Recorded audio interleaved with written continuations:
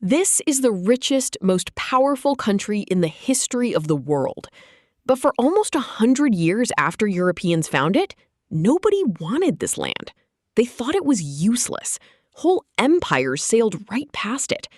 So how did the land nobody wanted become number one? Part of the answer is almost unbelievable luck. But part of it is something the most powerful country on Earth would rather you didn't look at too closely. Because America wasn't just built on this land. It was taken. And the wild part is, they wrote down exactly how. Start in 1492. Columbus sails west looking for a shortcut to Asia. He doesn't find Asia. He bumps into the Caribbean. And he's so sure he's near India that he calls the people there Indians. Spain follows the gold. And the gold is down here, in Mexico and Peru, where there are rich empires to conquer. So Spain mostly ignores this, the entire north. No gold, no silver, no point. And that one decision is the crack England slips through. But England is slow and clumsy. Its first colony, at Roanoke, just vanishes. To this day, nobody's completely sure what happened to it. They try again at Jamestown, and this time, barely, it holds. And before long, the East Coast is a chain of British colonies. Meanwhile, France grabs the entire middle of the continent. So, in 1754, Britain and France go to war over who really owns America. Britain wins. It takes Canada, it takes the heart of the continent, and it's a crushing victory. But winning was expensive. So Britain turns to its colonies and says, "You're going to help pay for this." New taxes, and no say in any of them. That anger turns into a revolution, and on July 4th, 1776, the colonies declare independence. And that's the birth of the United States, right? Not quite. It takes 5 more years of war to actually win it. And then the brand new country nearly collapses because its first government barely works. So they scrap it, write the Constitution, and in 1789, they elect George Washington, their first president. But look how small America still is. Just a strip along the coast. Everything west of it belongs to other empires. So how does a country this small end up stretching from sea to sea? Honestly, luck. Over in France, Napoleon is conquering Europe and dreaming of an empire in America too. The catch for the Americans is the Mississippi River. They need it to move their goods, and they are terrified of what Napoleon might do if he controls it. So they send men to Paris to ask France to sell them one city, just New Orleans. And Napoleon, who suddenly needs cash to fight Britain, says something nobody saw coming. Don't buy the city, buy all of it. In 1803, America buys the Louisiana Territory for $15 million. And just like that, the country doubles in size overnight. It's one of the greatest real estate deals in human history. There's just one problem with it. France didn't actually own this land.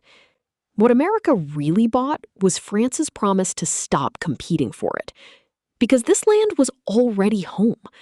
Hundreds of nations, millions of people, here for thousands of years, long before any European thought to cross an ocean. And America knew it. This was not a secret. George Washington said the new nation would run native affairs by, quote, the great principles of justice and humanity. That was the whole idea. They had just broken away from an empire, so they wouldn't conquer like the old empires did. They would negotiate. Sign real treaties, pay for the land, fair and square. And at first, that's roughly what happens. The U.S. offers money, farm tools, even a blacksmith, in exchange for land, and a lot of tribes sign. But America is growing insanely fast. The population is nearly doubling every 20 years. All those people need somewhere to go, and they are staring west, at land that, on paper, belongs to someone else.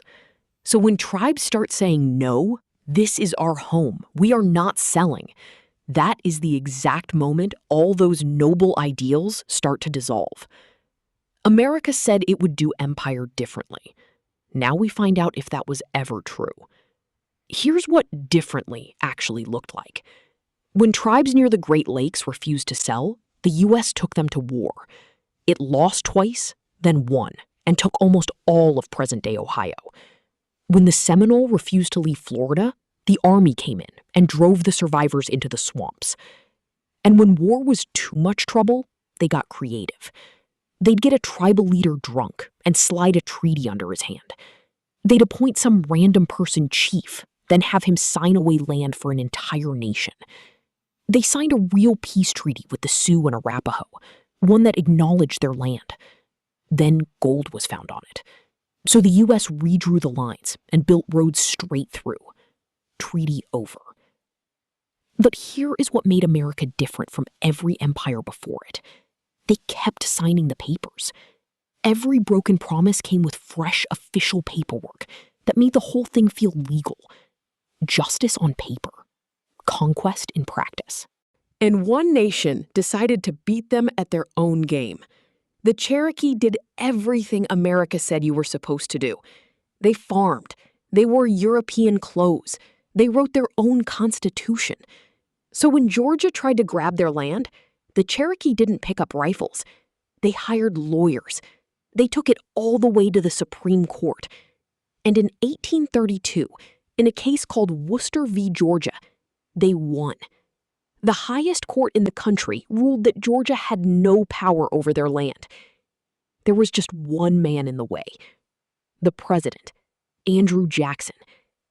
This is a man who once bragged in a letter that he had slaughtered native warriors in, quote, an elegant style.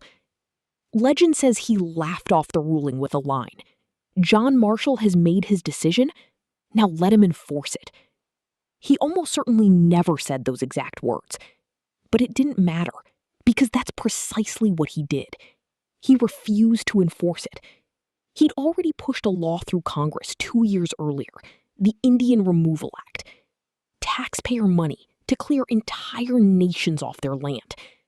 And the law was wrapped in beautiful promises. It would be voluntary, peaceful. Their new land would be theirs forever. None of it was true.